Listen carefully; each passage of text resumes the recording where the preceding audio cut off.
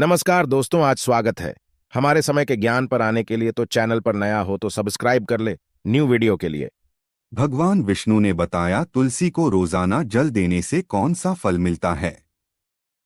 माता लक्ष्मी ने भगवान विष्णु से पूछा, है नाथ, आप तो तीनों लोकों के स्वामी हैं, आपकी तीनों लोकों में पूजा होती है, सभी आपकी कृपा पाने के लिए उत्सुक रहते हैं, फिर भी आप इस तुलसी के पौधे की पूजा क्यों करते हैं, इसे रोजाना जल चढ़ाते हैं।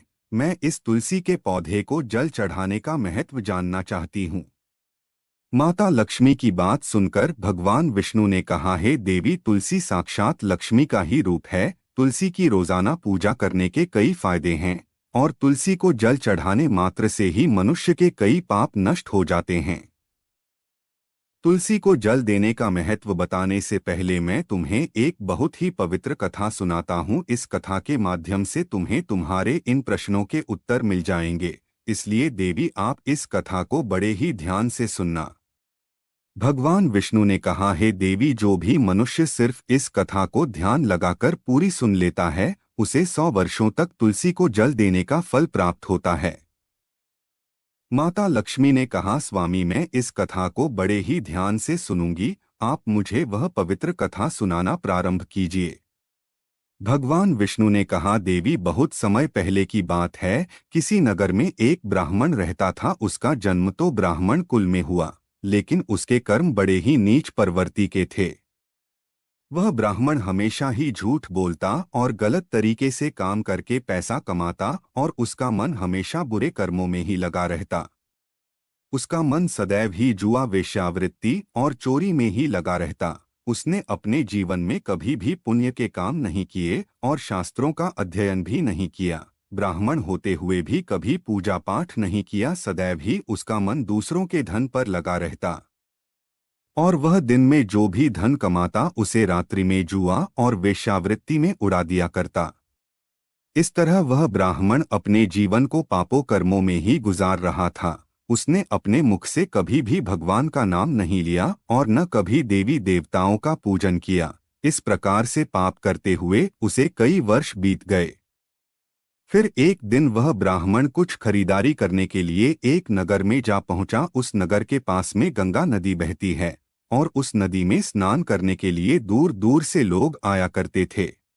फिर वह ब्राह्मण गंगा जी के किनारे एक आश्रम में ठहर जाता है। उस आश्रम में अनेक विद्वान ब्राह्मण प्रतिदिन पुराणों का पाठ तथा भगवान की भक्ति में लीन रहते थे। वह ब्राह्मण भी ढोंग करता हुआ वहीं पर उनके साथ रुक गया और उन ब्राह्मणों के साथ रहकर उसे भी भगवान का नाम लेने का अवसर मिल रहा था। वह उसी स्थान पर कुछ दिनों के लिए रुक गया। फिर वहां पर आए हुए लोगों ने गायों का पूजन करके ब्राह्मणों को भोजन कराया, तो उस ब्राह्मण ने भी उनके साथ बैठकर भोजन किया और भगवान का प्रसाद ग्रहण किया। वहीं पर उस आश्रम में एक तुलसी का पौधा था। वह ब्राह्मण जाने अनजाने में उस तुलसी के पौधे में पानी डाला करता था। उसके मन में कोई विचार नहीं था कि वह क्या कर रहा है। वह प्रतिदिन सुबह उठकर बाल्टी में पानी लेकर तुलसी के पौधे में डालता था। यह उसका रोज का नियम बन गया था। फिर एक दिन की बात है, वह आश्रम में सोया हुआ था। तभी अचानक उसके पास एक काला सर्प आया और उस काले सर्प ने उसे नींद में ही डस लिया और थोड़ी ही देर में उस ब्राह्मण की नींद में ही मृत्यु हो गई। और जब सुबह दूसरे ब्राह्मणों ने उसे इस अवस्था में देखा तो उन्होंने उसके मुख में तुलसी पत्र और तुलसी का जल डाल दिया। जब ब्राह्मणों को पता चला कि उसकी मृत्यु हो चुकी है, तब वहां पर यमदूत आते हैं और उस ब्राह्मण को पकड़कर यमलोक ले जाने लगते हैं। तब रास्ते में जाते हुए वह ब्राह्मण विलाप करने लगा और यमदूतों से कहने लगा, हे यमदूतों, मुझे कहाँ ले जा रहे हो और मेरी मृत्यु किस कारण से हुई है।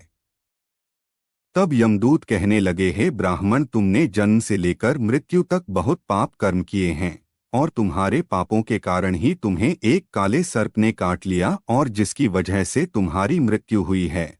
और अब हम तुम्हें यमपुरी लेकर जा रहे हैं। वहां पर यमराज तुम्हारे पापों कर्मों का लेखा जोखा देखेंगे और निश्चित ही तुम्हें घोर नरक में डालेंगे। फिर वह ब्राह्मण फूट फूट कर रोने लगा और उन यमदूतों से माफी मांगने लगा, किंतु यमदूतों को उस पर जरा सी भी दया नहीं आई और वे उसे मारते हुए यमलोक ले गए। जब यमदूतों ने उस ब्राह्मण को लेकर यमराज के सामने उपस्थित हुए, यमराज के पास बैठे हुए चित्रगुप्त ने उस ब्राह्मण के कर्मों का लेखा जोखा निकाला और यमराज से कहने लगे, हे धर्मराज, इस ब्राह्मण ने तो अपने पूरे जीवन भर पाप ही पाप किए हैं। इसने अपने जीवन में कभी पुण्य का काम नहीं किया। यह तो घोर पापी है। इसे तो हमेशा के लिए नरक में डाल दिया जाए। फिर यमराज कहते हैं, यमदूतों, जीवन बर्बाद करने वाले इस ब्राह्मण को उठाकर ले जाओ और इसे नरक में डाल दो। यमराज का आदेश मिलते ही वे यमदूत उस ब्राह्मण को लेकर नरक की ओर चल दिए और ब्राह्मण को पीटते हुए नरक में ले गए और वहां ले जाकर उसे खौलते हुए तेल की कढ़ाई में डाल दिया। परंतु जैसे ही उस ब्राह्मण को खौलते हुए तेल की कढ़ाई में डाला तो वह तेल एकदम से ठंडा और शीतल हो गया। इस घटना को देखकर उस यमदूत को बहुत आश्चर्य हुआ। ऐसा उसके साथ पहले कभी नहीं हुआ था। उस यमदूत ने कितने ही पापियों को उस तेल की कड़ाही में डाला था और वे सभी उस खौलते हुए तेल में गिरकर छटपटाने लगते थे, लेकिन जैसे ही वह ब्राह्मण गरम तेल की कड़ाही में गिरा तो वह तेल अचानक से शांत और शीतल हो गया।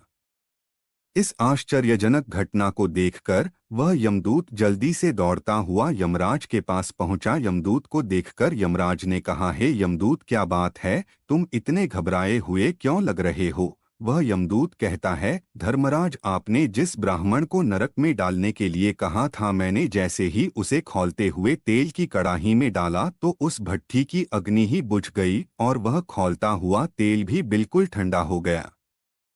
फिर यमराज कहते हैं, यमदूत, यह तो बड़ी ही विचित्र घटना है। ऐसा तो पहले कभी नहीं हुआ था।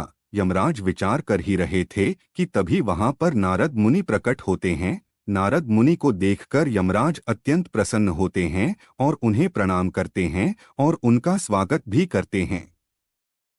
फिर यमराज नारद मुनि से कहते हैं, मुनिवर, आप उचित समय पर आए हैं। हमने आज और अभी एक अत्यंत पापी ब्राह्मण को नरक में गिराया है, किंतु उसके गिरते ही नरक की अग्नि ठंडी पड़ चुकी और खौलता हुआ तेल भी शीतल हो गया। तब नारद मुनि ने यमराज से कहा, हे धर्मराज, आपने जिस ब्राह्मण को नरक में डाला है वह नरक में डालने योग्य नहीं है, क्योंकि उस ब्राह्मण के द्वारा अनजाने में ही ऐसा कर्म हुआ है जो नरक का नाश करने वाला है। जो मनुष्य पुण्य कर्म करने वाले लोगों की संगति करता है उसे उनके पुण्यों का भाग जरूर मिलता है, और यह ब्राह्मण तो कई दिनों तक भगवान के भक्तों के साथ रहा है और इस ब्राह्मण ने आश्रम में रहते हुए रोजाना तुलसी में जल डाला है, इसलिए यह ब्राह्मण बड़ा पुण्यात्मा बन गया है और इसके सारे पाप नष्ट हो गए हैं। यह ब्राह्मण अब स्वर्ग लोक में जाने का अधिकारी बन गया है। इस ब्राह्मण ने अनजाने में ही इतना पुण्य कमाया है जो कई जन्मों तक मनुष्य को प्राप्त नहीं होता है। इसलिए हे धर्मराज, आप इस ब्राह्मण को नरक में मत डालो और इसके पापों के लिए इसे केवल इतना दंड दो, इसे सभी नरकों का दर्शन कराओ। नारद मुनि की बात सुनकर यमराज बहुत ही खुश होते हैं और उस ब्राह्मण को फौरन नरक से निकालने का आदेश देते हैं और अपने यमदूतों से कहते हैं, यमदूतों, इस ब्राह्मण को ले जाओ और संपूर्ण नरकों का दर्शन कराओ। फिर यमदूत उस ब्राह्मण को ले जाते हैं और संपूर्ण नरकों का दर्शन कराते हैं। भगवान विष्णु ने कहा, देवी, इस प्रकार से यमदूत उस ब्राह्मण को संपूर्ण नरकों का दर्शन कराते हैं और उसे यक्ष लोक में ले जाते हैं और फिर वह ब्राह्मण एक यक्ष बन जाता है। भगवान विष्णु कहते हैं, हे देवी, वनस्पति नाम तुलसी, मास नाम कार्तिक, तिथि नाम एकादशी। विष्णु भगवान कहते हैं, हे देवी, वनस्पतियों में मुझे तुलसी प्रिय है, मास में कार्तिक मास और तिथि में एकादशी अत्यंत प्रिय है। इसलिए जो मनुष्य रोजाना तुलसी की पूजा पाठ करता है और तुलसी को जल देता है वह मनुष्य मुझे सबसे अधिक प्रिय है। उस मनुष्य की कभी भी दुर्गति नहीं होती है और वह मनुष्य कभी नरक में नहीं गिरता है। जिन घरों में तुलसी का पौधा सदैव हरा भरा रहता है उस घर में सुख शांति और समृद्धि बनी रहती है। भगवान विष्णु कहते हैं, देवी मेरी पूजा में और मुझे चढ़ाए जाने वाले भोग में तुलसी के पत्र अवश्य होनी चाहिए, क्योंकि तुलसी पत्र के बिना मैं किसी भी प्रकार का भोग स्वीकार नहीं करता हूँ। इसलिए प्रत्येक घर में तुलसी का पौधा अवश्य होना चाहिए। अगर आपके घर में तुलसी का पौधा है तो सुख शांति और समृद्धि के लिए तुलसी को चुनरी अवश्य चढ़ानी चाहिए। और हमेशा ध्यान रखें कि तुलसी का पौधा चुनरी के बिना अधूरा होता है। तुलसी केवल एक पौधा ही नहीं है, बल्कि वह एक देवी है, अर्थात मेरी पत्नी है। इसलिए तुलसी को चुनरी अवश्य ही चढ़ानी चाहिए। इससे पति पत्नी में प्रेम और विश्वास बढ़ता है। पति पत्नी का दाम्पत्य जीवन खुशहाल बना रहता है। घर में रहने वाली महिला सदा सुहागिन और सौभाग्यशाली रहती है। तुलसी का विवाह भी अवश्य कराना चाहिए। इससे मनुष्य के सभी दुख का अंत होता है और सांसारिक जीवन सुखमय बीतता है। भगवान विष्णु कहते हैं, देवी तुलसी के पौधे के पास अपने मुख से अपशब्द नहीं बोलने चाहिए। तुलसी के नजदीक भूल से भी जूते चप्पल झाड़ू पोछा नहीं रखना चाहिए, इसे पाप माना गया है। तुलसी के पौधे के पास जल से भरा हुआ बर्तन भी नहीं रखना चाहिए। तुलसी के पौधे के पास दीपक जलाने के बाद दीपक जब बुझ जाए तो वहां से हटा देना चाहिए, क्योंकि तुलसी के नीचे बुझा हुआ दीपक रखना अशुभ माना जाता है। जिस स्थान पर भी तुलसी का पौधा होता है उस स्थान को हमेशा ही साफ स्वच्छ रखना चाहिए। इसलिए नियमित रूप से तुलसी के पौधे के पास साफ सफाई का ध्यान रखना चाहिए। तुलसी के पौधे में शिवलिंग और गणेश जी की प्रतिमा नहीं रखनी चाहिए। साथ ही तुलसी के गमले में अन्य किसी भी प्रकार का पौधा लगाना अशुभ होता है। तुलसी के पौधे के पास कपड़े भी नहीं सुखाने चाहिए, अन्यथा कपड़ों का गंदा पानी तुलसी के पौधे पर गिर सकता है। और हमेशा ध्यान रखना चाहिए कि तुलसी के पत्तों को नाखून से नहीं तोड़ना चाहिए, इससे तुलसी का अपमान होता है। यदि तुलसी के पत्ते सूख कर गिर जाते हैं तो उन्हें कचरे में नहीं फेंकना चाहिए, क्योंकि वे पत्ते पैरों के नीचे आते हैं, जो अच्छा नहीं होता है। उन पत्तों को आप तुलसी की मिट्टी में ही दबा दें। और रविवार के दिन तुलसी के पत्ते नहीं तोड़ना चाहिए और रविवार को तुलसी को जल भी नहीं चढ़ाना चाहिए। बाकी सभी दिन तुलसी को सुबह स्नान से निवृत्त होकर जल देना चाहिए और शाम के समय एक दीपक जरूर जलाना चाहिए। भगवान विष्णु कहते हैं, देवी अक्सर महिलाएं स्नान के बाद अपने बाल खुले रखकर ही तुलसी को जल देती है। ऐसा करना गलत होता है। महिलाओं को हमेशा ही अपने बाल बांध का माथे पर सिंदूर लगाकर ही तुलसी को जल देना चाहिए, इससे तुलसी का आशीर्वाद प्राप्त होता है।